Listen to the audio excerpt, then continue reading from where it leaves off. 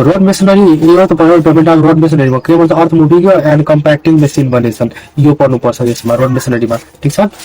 यसमा के भन्छ question list down the different type of tools and equipments and plants use on road construction the tools यो टुल्सहरू चाहिन्छन्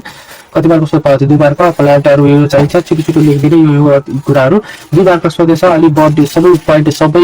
इस्यति इक्विपमेन्टहरू कति टुल्सहरू लेख्नु पर्दैन तपाईँ लगभग जति सक्दो सबै यो 2 मार्क भ्याउने गरी लेखिदिनु यो पढ्नको लागि मैले बोल्दै सबै लेखिदिएछु त्यसपछि के भन्छ explain the roles of the earth moving and के भन्छ explain the roles and types of earth moving and compacting machine in the construction त्यसपछि के भन्छ write down the various equipment use in the compaction यो equipment use हुन्छ compaction गर्नको लागि ठीक छ अनि यसको डिस्क्रिप्सन डिस्क्राइब गरिदिने भयो अनि त्यसपछि यस क्वेशनको एन्सर यहाँ लेखेको छु रोल्स के हुन्छ अर्थ मुभिङको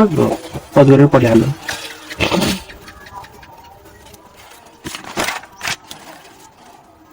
अनि भयो त्यसपछि आउँछ यति लेखिसकेपछि त्यसपछि हामीलाई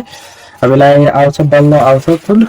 के भन्छन् यो भयो त्यसपछि रोड कन्स्ट्रक्सन टेक्नोलोजी पनि आयो कन्स्ट्रक्सन टेक्नोलोजी त्यसमा आयो अनि त्यसपछि अब ब्रिज भयो आउँछ ब्रिज किनभने हामीलाई यो रोड मेसिनरीमा कन्स्ट्रक्सन टेक्नोलोजी भनेको कुन टेक्नोलोजी कन्स्ट्रक्सन गर्छन् भनेको कुन मेथडबाट कन्स्ट्रक्सन गर्ने टेक्नोलोजीहरू यसमा त्यहीमा आयो ठीक छ मैले जुन अघि क्वेशन देखाएँ त्यहीमा कन्स्ट्रक्सन टेक्नोलोजी आयो अनि रोड मेसिनरीहरू पनि आयो त्यसपछि अब ब्रिजको क्वेशन कस्तो सोधेको त्यो मैले भन्न गइरहेको